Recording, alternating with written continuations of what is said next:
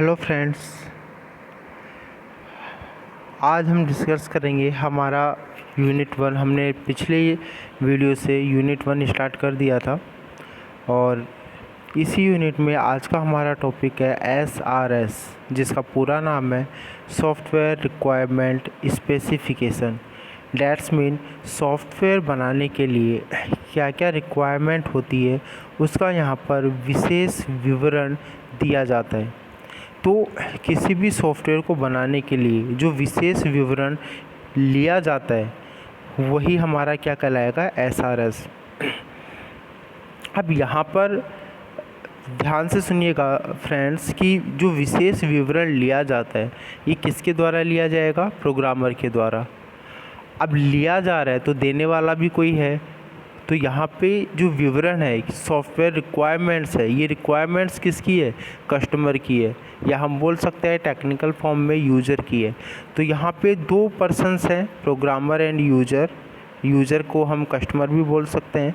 तो यहाँ पे कस्टमर की रिक्वायरमेंट्स को ली जाती है और उसको लिख लिया जाता है किसी पेपर पर और उसको एक डॉक्यूमेंट कर लिया जाता है, उसको प्रॉपरली वे में डॉक्यूमेंट कर लिया जाता है और यही हमारा सॉफ्टवेयर रिक्वायरमेंट स्पेसिफिकेशन कहलाता है।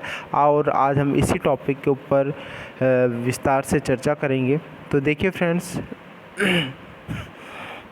सबसे पहले हम बात करें व्हाट इज़ एन SRS, कि ये SRS होता क्या है। तो हमें ये तो पता है कि SRS क्या है, इसका पूरा नाम क्या है, सॉफ्टवेयर रिक्वायरमेंट स्पेसिफिकेशन है।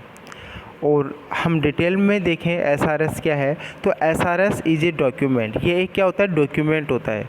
जैसे कि हम हमारे जो भी हार्ड कॉपीज होती है हमारे एजुकेशंस की, उनको हम एक जगह कलेक्ट करके रखते हैं बहुत ही सिस्टमेटिक तरीके से। वो हमारा क्या कहलाता है, पूरा एक रिकॉर्ड कहलाता है, पूरा एक डॉक्यूमेंटेशन कहलाता है। तो SRS भी यहाँ पर एक प्रकार का क्या है, डॉक्यूमेंटेशन है। ये जो डॉक्यूमेंटेशन है ये क्या करता है, एक्सप्लेनिंग द रिक्वायरमेंट्स। किसको एक्सप्लेन करता है, रिक्वायरमेंट्स को, कि क्या क्या आवश्यकताएं हैं उनको ये क्या करेगा, एक्सप्लेन करेगा ऑफ ए प्रपोज सिस्टम। यानी आपने जो सिस्टम, जो प्रस्तावित सिस्टम है, जो सिस्टम आप बनाने जा रहे हैं, यहाँ पे हम सिस्टम का मतलब सॉफ्टवेयर से समझे।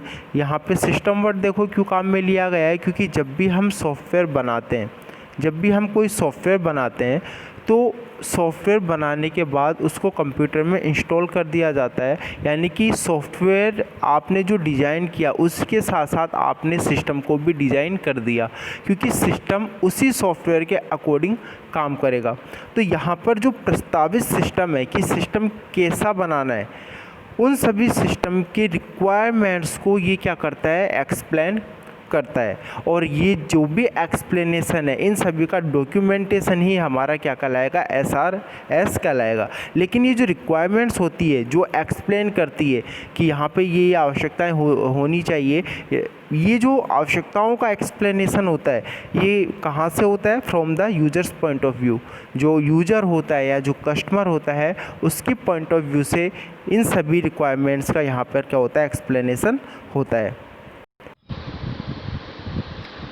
SRS is the official statement. यह जो हमारा सॉफ्टवेयर रिक्वायरमेंट स्पेसिफिकेशन होता है, ऐसा डॉक्यूमेंटेशन। यहाँ पर देखिए ये जो हमने दो लाइन अभी इंट्रोडक्शन की इसमें पढ़ी है कि SRS क्या होता है, इससे हम यह भी बोल सकते हैं कि यह क्या होता है, एक स्टेटमेंट होता है, एक डॉक्यूमेंटेशन होता है जो कि यूजर्स के पॉइंट ऑफ व्यू से यूजर्स की सभी आवश्यकताओं को एक्सप्लेन करता है। तो हम ऐसे भी कह सकते हैं कि SRS is the official statement. यह एक क्या होता है, ऑफिशियल स्टेटमेंट होता है of what the system developer should implement, जिसमें क्या होता है कि जो सिस्टम डेवलपर है, जो सॉफ्टवेयर बनाने वाला है, उसको क्या इम्प्लीमेंट करना चाहिए, यानी कि उसको क्या क्या चीज़ें इसमें लागू करनी चाहिए, वो चीज़ें भी इसके अंदर होती है।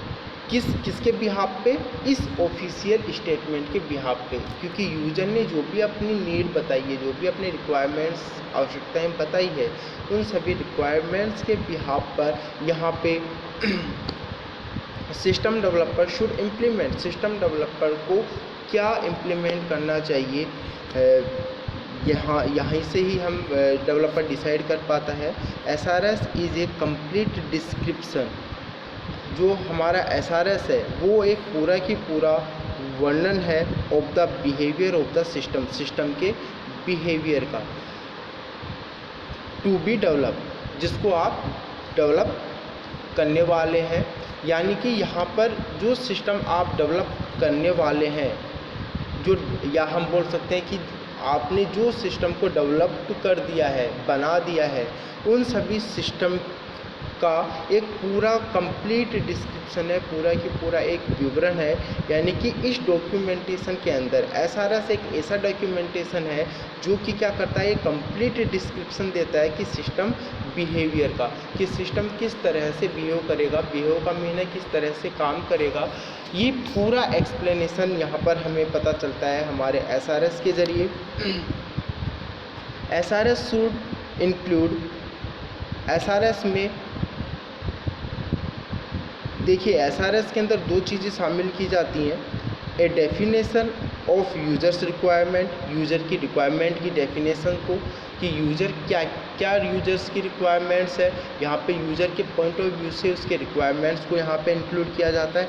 And A specification, and A specification of the system requirements, और सिस्टम की क्या क्या रिक्वायरमेंट्स हो सकती हैं उसके विवरण को भी यहाँ पे शामिल किया जाता है। तो SRS एक ऐसा डॉक्यूमेंटेशन है जहाँ पर ये दोनों चीज़ें स्पेसिफाई की जाती है। देखिए यहाँ पे दो चीज़ें हैं, एक तो है यूज़र रिक्वायरमेंट, यूज़र की रिक्वायरमेंट्स, जो कि यूज़र से जब हम बात करते हैं वो जब हमें अपनी रिक्वायरमेंट्स के बारे में बताता है तब हमें उसकी रिक्वायरमेंट्स के बारे में पता चल जाता है। जब हम उसको उसकी रिक्वायरमेंट्स के अकॉर्डिंग जब हम सॉफ्टवेयर को डेवलप करते हैं, तो सॉफ्टवेयर बन जाने के बाद उस सॉफ्टवेयर को हमें सिस्टम में इंस्टॉल करना होता है। जब हम इंस्टॉल कर देते हैं तो वो सिस्टम हमारा उसी सॉफ्टवेयर के अकॉर्डिंग काम करता है, जिसको हम सिस्टम डिज़ाइन करना भी बोलते हैं, कि सिस्टम हमारा किस तरह से डिज़ाइन हो गया जैसा कि हमने सॉफ्टवेयर डिज़ाइन किया है। और यहाँ पर ये सिस्टम रिक्वायरमेंट्स को भी स्पेसिफाई करता है। डैट्स मीन आपने जो सॉफ्टवेयर बनाया है उस सॉफ्टवेयर पर काम करने के लिए सिस्टम की रिक्वायरमेंट्स क्या क्या होंगी, जैसे कि उसको रैम कितनी चाहिए होगी, हार्ड डिस्क कितनी चाहिए होगा, ऑपरेटिंग सिस्टम क्या चाहिए होगा। इसके अलावा भी अगर कोई अदर डिवाइसेस की या हाईली कैपेसिटेड डिवाइस की आवश्यकता है तो वो सारी रिक्वायरमेंट्स, क्योंकि अगर आपने सॉफ्टवेयर कैसा बनाया है उस बेस पर यहाँ पे सिस्टम की भी कुछ रिक्वायरमेंट्स हो सकती हैं। हो सकता है अभी आप 2 GB रैम आपके सिस्टम में यूज ले रहे हैं, लेकिन आपने जो सिस्टम को बनवाया है या प्रोग्रामर ने जो डेवलप किया है उसके लिए आपको 4 GB रैम की आवश्यकता हो, तो यहाँ पर ये किसकी रिक्वायरमेंट्स आ गई, अब आपके सिस्टम की रिक्वायरमेंट्स आ गई। तो ये दोनों चीज़ें भी यहाँ पर शामिल की जाती हैं, यहाँ पे इसको स्पेसिफाई किया जाता है, वर्णन किया जाता है इनका। द SRS फुली डिस्क्राइब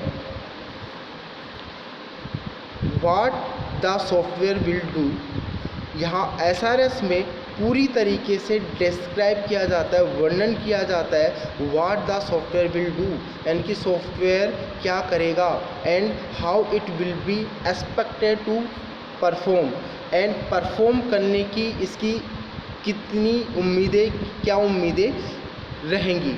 यानी कि SRS, इसको अब देखिए यहाँ पर हम इसको ऐसे समझ सकते हैं कि SRS के अंदर फुली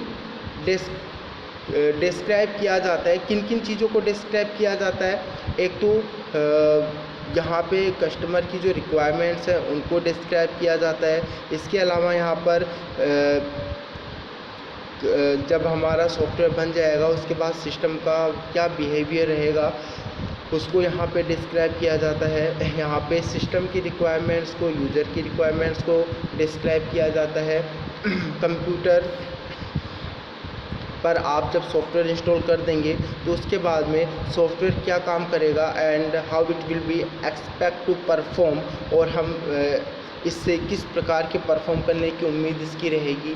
ये सारी की सारी चीज़ें यहाँ पर डॉक्यूमेंटेशन इसकी की जाती है। डॉक्यूमेंटेशन का मीन है कि किसी पेपर पर, किसी डॉक्यूमेंट पर इसको लिख लिया जाता है प्रोग्रामर के द्वारा, और यही हमारा क्या कहलाता है, SRS कहलाता है, जो कि कंप्लीट डिस्क्रिप्शन होता है इन सभी चीज़ों का। आगे हम चलते हैं टाइप्स ऑफ रिक्वायरमेंट्स। अब देखिए यहाँ पे जो रिक्वायरमेंट्स होती हैं वो दो तरीके की होती हैं। एक तो होती है फंक्शनल रिक्वायरमेंट्स और दूसरी होती है नॉन फंक्शनल रिक्वायरमेंट्स। यहाँ पे डेवलपर रिक्वायरमेंट्स को जानने के लिए कस्टमर से एक मीटिंग करता है, कस्टमर से वो बात करता है, और कस्टमर उसको एक आम तौर पर हम जो बातचीत करते हैं उसी के माध्यम से वो अपनी आवश्यकताओं को बताता है कि उसे सॉफ्टवेयर में किन किन चीज़ों की ज़रूरत है। क्योंकि ये ज़रूरी नहीं है कि जो सॉफ्टवेयर बनाने वाला है, डेट्स मीन जो यूजर या कस्टमर है, वो IT फील्ड से ही रिलेटेड हो। अगर कोई भी कस्टमर IT फील्ड से रिलेटेड है तो वो आपको इस वे में बता देगा कि आप सीधा सीधा समझ जाओगे। लेकिन मोस्टली क्या होता है कि कस्टमर IT फील्ड से रिलेटेड नहीं है, वो कोई बिजनेसमैन है, तो इस कंडीशन में वो एक जो हम आम तौर पर जो एक बातचीत करते हैं उसी के माध्यम से वो अपनी आवश्यकताओं को बताएगा। तो ये यानी कि हम बोल सकते हैं कि वो नॉन फंक्शनल रिक्वायरमेंट्स अपनी बताता है एक आम बातचीत के माध्यम से। लेकिन प्रोग्रामर उसको कंसिडर करता है किस वे में, एक फंक्शनल रिक्वायरमेंट्स के वे में, यानी कि एक टेक्निकल फॉर्म में उसकी रिक्वायरमेंट्स के वो जो भी चाहता है उसको अपने टेक्निकल फॉर्म में बदल लेता है कि मुझे ये टेक्निकली क्या क्या चीज़ें चाहता है। प्रोग्रामर के द्वारा यूजर की रिक्वायरमेंट्स को टेक्निकली कन्वर्ट करने के बाद में भी यहाँ पे दो चीज़ें आती हैं, एक तो फंक्शनल और दूसरी नॉन फंक्शनल। कहने का मीन है कि प्रोग्राम के अंदर क्या चीज़ें तो फंक्शनल होंगी और कौन सी चीज़ें नॉन फंक्शनल होंगी। तो देखिए फंक्शनल रिक्वायरमेंट्स में क्या होता है, it will describe about the inputs and output of the design system, यानी कि यह किसको वर्णित करेगा, अबाउट द इनपुट के बारे में और आउटपुट के बारे में। आपने जो सिस्टम डिज़ाइन किया है उसके लिए, आपने जो सिस्टम डिज़ाइन किया है उसमें क्या तो इनपुट होना चाहिए, आप क्या इनपुट दोगे और उसका आउटपुट क्या आएगा, ये हमारा क्या हो गया, फंक्शनल रिक्वायरमेंट्स हो गया। दूसरा हमारा आता है नॉन फंक्शनल रिक्वायरमेंट। इसमें क्या क्या चीज़ें आती हैं, it will describe about how the system should work under certain circumstances. It will describe यानी कि यह डिस्क्राइब करेगा about how the system should work, यानी कि सिस्टम को किस तरह से काम करना चाहिए अंडर सर्टेन सर्कमस्टेंस, यानी कि एक किस परिस्थिति में कंप्यूटर को किस तरह से काम करना चाहिए, ये भी डिस्क्राइब होता है कि इसमें नॉन फंक्शनल रिक्वायरमेंट्स में। इट इज़ मोर स्पेसिफिक, यानी कि यह ज़्यादा खास होता है then functional requirements. Functional requirement की तुलना में यह ज़्यादा खास होता है, क्योंकि यहाँ पे ज़रूरी है कि यहाँ पे जो ये वर्ड है सर्टेन सर्कमस्टेंस, दैट्स मीन कि किन परिस्थितियों में, किन दशाओं में, किन अवस्थाओं में ये किस किस तरह से काम करेगा। यहाँ पे ये चीज़ भी बहुत मायने रखती है कि ये इसको सभी, क्योंकि हमारा जो सिस्टम है उसको किसी भी कंडीशंस में वर्क करना चाहिए, और इसी चीज़ को ध्यान में रखते हुए सॉफ्टवेयर को डिज़ाइन किया जाता है। इसीलिए यह फंक्शनल रिक्वायरमेंट्स की तुलना में ज़्यादा स्पेसिफिक होती है। इसके अंदर नॉन फंक्शनल में कुछ और रिक्वायरमेंट्स आती हैं, जैसे परफॉर्मेंस रिक्वायरमेंट कि इसकी परफॉर्मेंस क्या रहेगी, इंटरफेस रिक्वायरमेंट्स कि इसकी जो इंटरफेस है, यानी इंटरफेस का मीन है जो ये इंटरफेस करेगा डिवाइसेस से, यूजर से, उसके लिए क्या क्या रिक्वायरमेंट्स रहेगी। डिज़ाइन कंस्ट्रेंट्स, यानी कि जो हम डिज़ाइन कर रहे हैं, जो या हमने डिज़ाइन किया है उसके लिए क्या क्या कंस्ट्रेंट्स, क्या क्या प्रतिबंध हम लगाएंगे, ये चीज़ें यहाँ पे ये रिक्वायरमेंट्स यहाँ पे होती हैं नॉन फंक्शनल में। एंड कुछ अदर्स रिक्वायरमेंट्स भी होती हैं। अदर रिक्वायरमेंट्स ये अगर हम बात करें तो सिक्योरिटी, सुरक्षा होनी चाहिए इसमें, वैसे ये रिक्वायरमेंट्स हैं जो कॉमन है, अंडरस्टूड है एक प्रोग्रामर के द्वारा ऑलरेडी, कि वो जो भी सॉफ्टवेयर बना रहा है वो उसकी सिक्योरिटी होनी चाहिए, वो सेफ होना चाहिए, डेटा में किसी भी तरीके से कोई भी बाहरी हस्तक्षेप नहीं होना चाहिए। तो ये चीज़ें कॉमन है, एक ऑलरेडी अंडरस्टूड है, जिसको हम यहाँ पर अदर रिक्वायरमेंट्स में पढ़ रहे हैं कि अदर रिक्वायरमेंट्स हमारी क्या क्या होती हैं। सिक्योरिटी होनी चाहिए, सेफ्टी होनी चाहिए, एनवायरमेंटल होना चाहिए। वो एनवायरमेंटल का मीन है कि हम हमारे सॉफ्टवेयर को किसी भी प्लेटफॉर्म पर काम में लें, वो काम करना चाहिए। जैसे कि अगर हम सबसे पहले इस एनवायरमेंटल वर्ड को समझने के लिए रियल लाइफ का एक एग्जांपल लें, जैसे कि हम सर्दी में भी सर्वाइव कर लेते हैं, गर्मी में भी सर्वाइव कर लेते हैं, बारिश के मौसम में भी सर्वाइव कर लेते हैं, हमें किसी तरीके की कोई प्रॉब्लम नहीं आती है। उसी तरीके से हमने जो सॉफ्टवेयर इंस्टॉल किया है सिस्टम में, उसके लिए एनवायरमेंटल क्या हो गया, ऑपरेटिंग सिस्टम। आप अगर इन फ्यूचर कोई भी ऑपरेटिंग सिस्टम चेंज करते हैं तो वो सभी ऑपरेटिंग, अब उसका एनवायरनमेंट चेंज हो गया ना, क्योंकि ऑपरेटिंग सिस्टम चेंज हो गया तो सॉफ्टवेयर के लिए तो एनवायरनमेंट चेंज हो गया, क्योंकि ऑपरेटिंग सिस्टम के साथ मिलकर ही तो कोई भी सॉफ्टवेयर काम करता है। तो यहाँ पर चाहे कोई भी ऑपरेटिंग सिस्टम हो, इन सभी को ये सपोर्टेबल होना चाहिए, इन सभी के लिए, यानी किसी भी एनवायरनमेंट को ये सपोर्ट करते हुए काम करना चाहिए। रीयूजेबिलिटी, यानी कि हम इसको रीयूज कर सकें, ऐसा होना चाहिए। इसके अलावा ट्रेनिंग, ये मैंने लास्ट वीडियो में भी बताया था कि रिक्वायरमेंट्स में यूज़र की एक रिक्वायरमेंट्स भी आती है कि आपने सॉफ्टवेयर बना दिया यूज़र के सिस्टम पे, आपकी डेवलपर टीम ने इसको इंस्टॉल कर दिया। उसके बाद में ऐसा नहीं है कि आप इंस्टॉल करके आ जाएंगे, आप उसे क्या देते हैं, ट्रेनिंग देते हैं। और अगर आप नहीं भी देते हैं तो ये एक यूज़र की रिक्वायरमेंट होती है कि आप बता तो दीजिए मुझे कि किस किस तरीके से मुझे ऑपरेट करना है। अगर हम एक रियल लाइफ एग्जांपल लें तो हम घर में जब भी कोई नई मशीनरी लेके आते हैं, जैसे हम वॉशिंग मशीन लेके आए, अब से पहले अगर हमने काम में नहीं लिया है और अगर हमें पता है कि वॉशिंग मशीन का क्या यूज है और हम फर्स्ट टाइम हमारे घर में उसको परचेज़ करके लेके आ रहे हैं, तो जो इंस्टॉलेशन पर्सन होगा या जो कंपनी का पर्सन होगा, या वो बता देता है खुद से तो ठीक है, नहीं तो हम ही बोलेंगे कि भैया हमें एक बार बता जाओ कि किस किस तरीके से इस मशीन को हमें ऑपरेट करना है।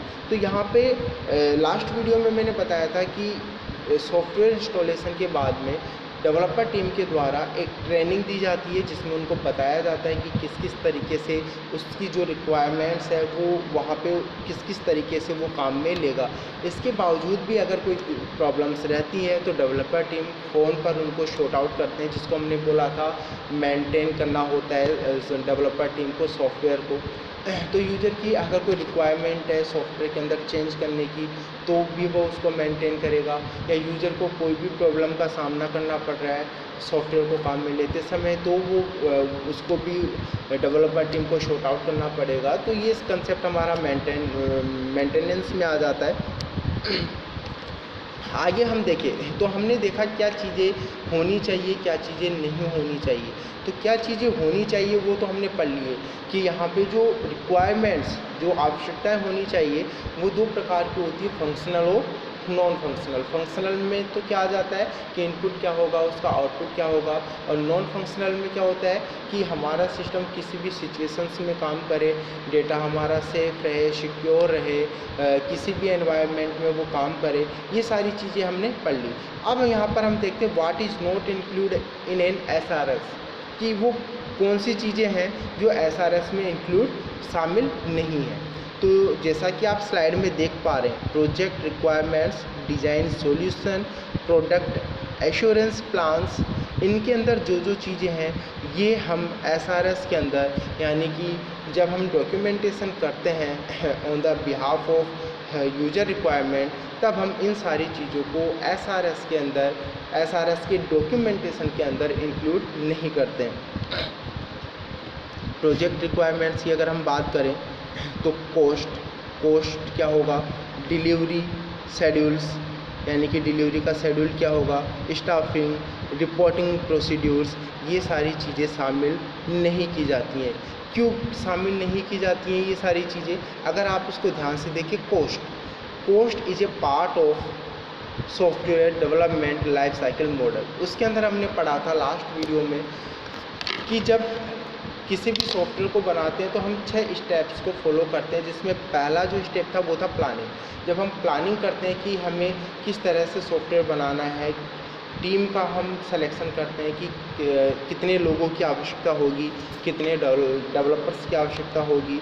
वहाँ पर हम क्या करते हैं, कॉस्ट एस्टिमेशन भी करते हैं, कॉस्ट का निर्धारण भी करते हैं, टाइम एस्टिमेशन भी करते हैं कि ये एक लगभग कितने अनुमानित समय में बन जाएगा और इसकी अनुमानित लागत कितनी आएगी।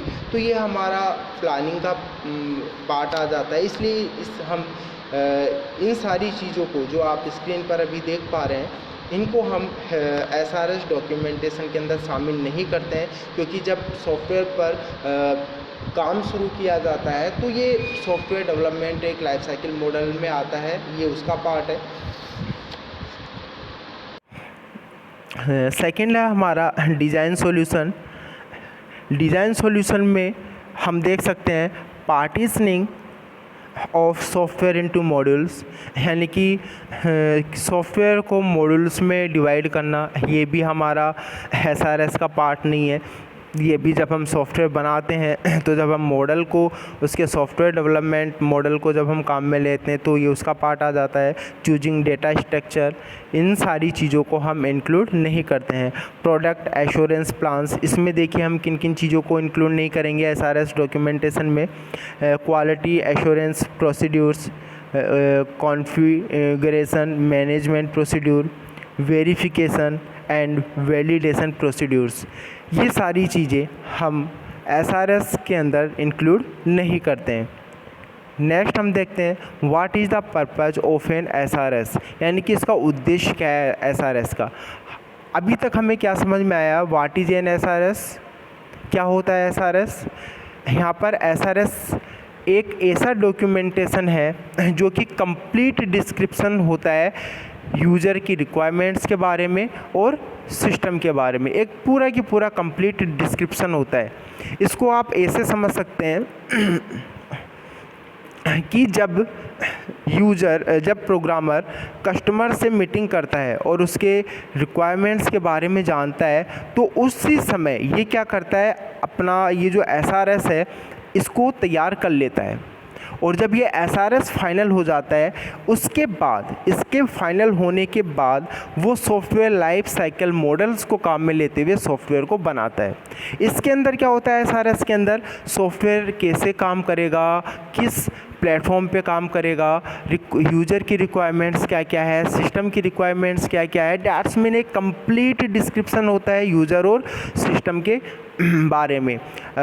इसको हम थोड़ा ऐसे समझने की कोशिश करें कि जब हम मार्केट से, जैसे हमने एक रियल लाइफ का एग्जांपल लिया था कि वॉशिंग मशीन हम घर में लेके आ रहे हैं, तो ट्रेनिंग देके गया बंदा, और वो यह जब हमने मशीन को ओपन किया तो उसमें से एक प्रोस्पेक्टस निकला जिसके अंदर एक छोटी सी बुकलेट थी। दैट्स मीन एक छोटी सी बुकलेट आई उस मशीन के साथ में, और उस बुकलेट के अंदर पूरा की पूरा डिस्क्रिप्शन था कि आपको किस तरीके से काम में इसको लेना है। इसी तरह ये बुकलेट तो थी मशीन पूरा की पूरा एक प्रोडक्ट बन जाने के बाद, लेकिन यहाँ पर ये जो डॉक्यूमेंटेशन हो रहा है ये सॉफ्टवेयर को बनाने से पहले ही हो रहा है, जिसके अंदर पूरा की पूरा डिस्क्रिप्शन है, पूरा की पूरा एक्सप्लेनेशन है यूज़र के रिक्वायरमेंट्स के बारे में और सिस्टम के रिक्वायरमेंट्स के बारे में। पूरा आपको यहाँ पर एक्सप्लेनेशन मिल जाएगा। तो देखिए इसका क्या उद्देश्य है कि क्यों बनाना चाहिए था हमें, क्या उद्देश्य था SRS को बनाने का। तो देखिए इधर SRS establish the basis for agreement between customer and suppliers.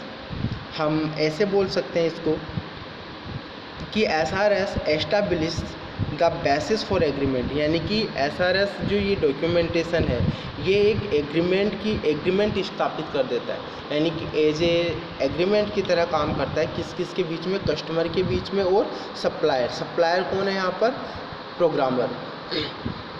तो ये कस्टमर और प्रोग्रामर के बीच में एक एग्रीमेंट की तरह काम करता है on what the software product is expected to do, यानी कि जो सॉफ्टवेयर प्रोडक्ट है उससे वो किस तरह से काम करेगा, या हमें उससे सॉफ्टवेयर का जो प्रोडक्ट है उससे हमें क्या क्या आशाएं हैं, as well as what is not expected to do, और हमें उससे क्या क्या आशाएं नहीं है। इसको हम ऐसे समझें कि जो सॉफ्टवेयर है वो क्या काम करेगा और क्या काम नहीं करेगा।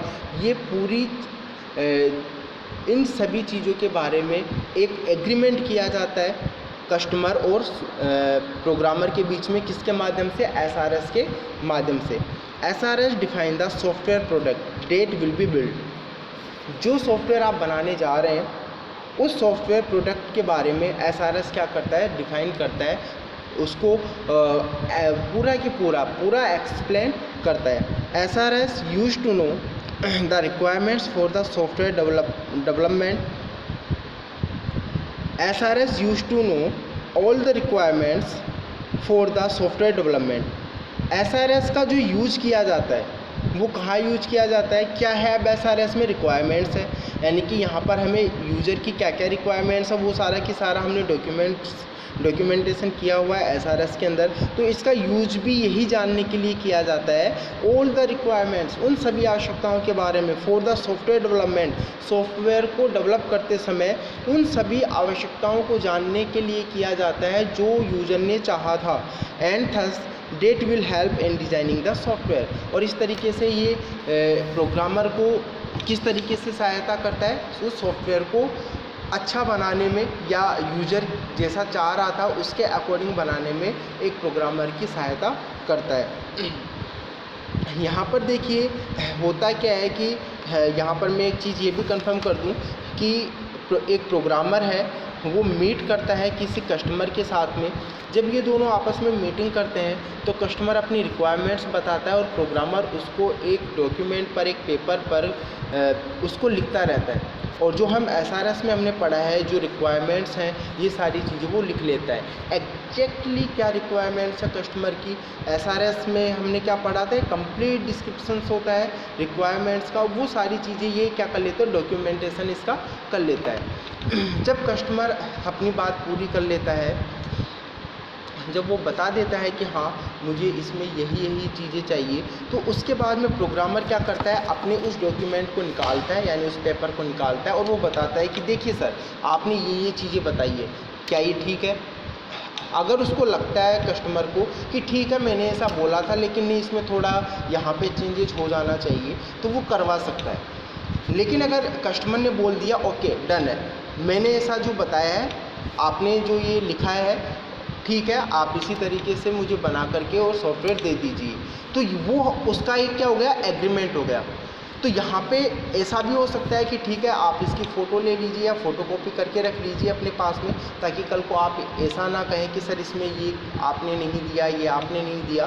तो एक तरीके का ये एग्रीमेंट हो गया कस्टमर और प्रोग्रामर के बीच में। It provide feedback to the customer. यह क्या प्रोवाइड करता है, कस्टमर के लिए फीडबैक भी प्रोवाइड करता है।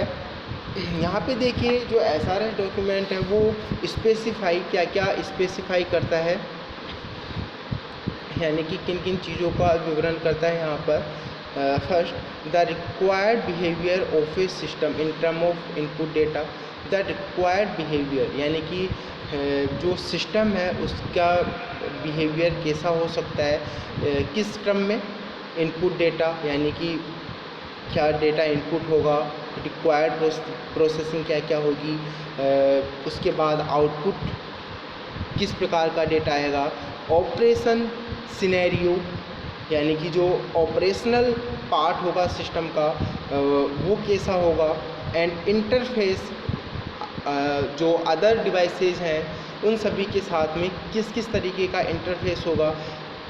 एक SRS डॉक्यूमेंट सिस्टम के इस बिहेवियर को भी क्या करता है, रिक्वायर्ड करता है, यानी कि वहाँ पर आवश्यकताएं होती है और इन सभी चीज़ों को भी वो स्पेसिफाई करता है। The attribute of A system, ये सिस्टम के एट्रीब्यूट को यानी विशेषताओं को भी क्या करता है, ये बताता है SRS, जिसमें क्या क्या इंक्लूड है, परफॉर्मेंस, किस सिस्टम की किस तरीके से परफॉर्मेंस रहेगी, रिलायबिलिटी यानी कि विश्वसनीयता क्या रहेगा, सिक्योरिटी सुरक्षा, maintainability, auditability and availability, safety requirements and design constraints. इन सारी चीज़ों को यानी कि परफॉर्मेंस क्या रहेगा, रिलायबिलिटी यानी कि जो सॉफ्टवेयर आप काम में ले रहे हैं उसमें आप डेटा जो इनपुट कर रहे हैं, आपका जो डेटा सेव हो रहा है वो कितना रिलायबल है, कितना विश्वसनीय है, आपका जो सॉफ्टवेयर है या आपका जो डेटा है वो कितना सिक्योर है, इसकी मेंटेनेबिलिटी में क्या क्या रिक्वायरमेंट्स हो सकती हैं, ऑडिटेबिलिटी क्या क्या हो सकती है, अवेलेबिलिटी क्या क्या हो सकती है, सेफ्टी के लिए क्या क्या इसकी रिक्वायरमेंट्स हो सकते हैं, और डिज़ाइन कंस्ट्रेंट्स यानी कि कंस्ट्रेंट्स यहाँ का मीन यहाँ पर होता है कि प्रतिबंध, कि आपने जब इस प्रोग्रामर ने जब सॉफ्टवेयर को डिज़ाइन किया है तो किन किन चीज़ों के लिए यहाँ पे कंस्ट्रेंट्स लगाया हुआ है, तो उनकी क्या क्या रिक्वायरमेंट्स हो सकती हैं। तो ये सारी चीज़ें स्पेसिफाई होती है एसआरएस डॉक्यूमेंट के अंदर। तो यहाँ पर शायद आप सभी को इसका जवाब मिल गया होगा जो हमने यहाँ पे टाइटल स्टार्ट किया था, what is the purpose of an SRS, यानी कि एसआरएस का क्या उद्देश्य होता है। एसआरएस का केवल यही उद्देश्य होता है कि ये यूज़र की सभी आवश्यकताओं को ले सके, सिस्टम की सभी आवश्यकताओं को डॉक्यूमेंटेशन उसका कर सके, और एक तरीके का ये एक बॉन्ड या हम बोल सकते हैं एग्रीमेंट एस्टैब्लिश कर सके कस्टमर और डेवलपर के बीच में, ताकि बाद में किसी तरीके की मिसअंडरस्टैंडिंग ना रहे। यहाँ पे कस्टमर और सिस्टम से रिलेटेड सभी रिक्वायरमेंट्स का कंप्लीटली डिस्क्रिप्शन होता है, जिसका यूज बाद में सॉफ्टवेयर को डेवलप करने के लिए किया जाता है, जिससे कि किसी भी तरीके का कोई भी इशू नहीं रहता है, और इसी एसआरएस के बेस पर प्रोग्रामर सॉफ्टवेयर को बनाता है। इसको हम यहाँ पर एक डायग्राम से समझने की कोशिश करते हैं। अभी तक हमने जो भी पढ़ा है आप यहाँ पर देख सकते हैं कि यूज़र को हम क्या बोल सकते हैं, क्लाइंट, कि वो हमारे लिए हमारा क्लाइंट है। इसकी यहाँ पे क्या क्या नीड है, यानी कि क्या क्या रिक्वायरमेंट्स है। यहाँ पर हमने यूज़र की या हमारे क्लाइंट की सभी रिक्वायरमेंट्स को या सभी नीड को यहाँ पे हमने लिया, और उन सभी रिक्वायरमेंट्स के बेस पे हमने क्या क्या प्रॉब्लम्स आ सकती हैं उसको हमने क्या किया, एनालिसिस किया। एनालिसिस करने के बाद में, और एनालिसिस करने के बाद शॉर्ट आउट करते हुए हमने क्या किया, प्रोडक्ट को डिस्क्राइब कर दिया कि जो सॉफ्टवेयर होगा वो ऐसा होगा। हमने प्रोडक्ट के बारे में क्या किया, डिस्क्रिप्शन दिया। ठीक है, अब यहाँ पर अगर कस्टमर को कोई भी अगर कमी दिखती है तो वो या आपको लगता है कि यहाँ पर कोई भी आपको कोई कमी दिखती है तो आप वापस से इसको एनालिसिस करेंगे और वापस से प्रोडक्ट को क्या करेंगे, डिस्क्राइब करेंगे कि हमारा प्रोडक्ट ऐसा होगा। अब जब आप प्रोडक्ट के बारे में, जब आप सॉफ्टवेयर को डिस्क्राइब कर रहे हैं, अगर आपको कोई भी कमी दिखती है तो आप उसके बारे में एनालिसिस करेंगे, यानी कि वो कैसे सही होगा उसका एक सॉल्यूशन निकालेंगे और उसको आप क्या करेंगे, उसका डिस्क्रिप्शन देंगे। डिस्क्रिप्शन देने के बाद में हम उसका क्या करेंगे, वैलिडेशन करेंगे कि क्या हम इस तरीके से कर सकते हैं, क्या ये हम इसको फाइनली हम वैलिड कर दें क्या। तो अगर यहाँ पे वैलिडेशन भी हो जाता है तो हम यहाँ पे हमारे एसआरएस को, यानी कि जो हमारा डॉक्यूमेंटेशन हमारा किया हुआ है एसआरएस को, उसको हम वैलिडेट कर देते हैं, और इस तरीके से हमारा जो एसआरएस है वो वैलिडेट हो जाता है, जो एक एग्रीमेंट की तरह काम करेगा, और उसी के बिहाफ पर हम हमारे सॉफ्टवेयर को बनाना शुरू करेंगे। तो ये था हमारा एसआरएस, और एसआरएस का पूरा नाम क्या था, सॉफ्टवेयर रिक्वायरमेंट स्पेसिफिकेशन, यानी कि सॉफ्टवेयर की जो रिक्वायरमेंट है उसका पूरा ये पूरा फुली यहाँ पे स्पेसिफिकेशन होता है एक, और इन सभी का एक डॉक्यूमेंटेशन होता है इस तरह से, जैसा कि अभी हमने पढ़ा है यहाँ पर। और यही हमारा क्या कहलाएगा, एसआरएस। और जब इस एसआरएस को वैलिडेट कर दिया जाता है उसके बाद में इसी के बिहाफ पर सॉफ्टवेयर को बनाना शुरू किया जाता है, जो कि एक एग्रीमेंट की तरह भी काम करता है। तो आई होप फ्रेंड्स कि आप लोगों को आज का टॉपिक बहुत अच्छे से समझ में आया होगा। उम्मीद है मुझे कि आप लोग इसको समय समय पे वापस से रिवाइज भी कर रहे हैं, ताकि आप अच्छे से आगे के टॉपिक्स में भी आपको किसी भी तरीके की प्रॉब्लम्स नहीं आए। तो नेक्स्ट वीडियो में आज के लिए इतना ही है। आगे हम उपस्थित होंगे नेक्स्ट वीडियो के साथ। तब तक के लिए धन्यवाद।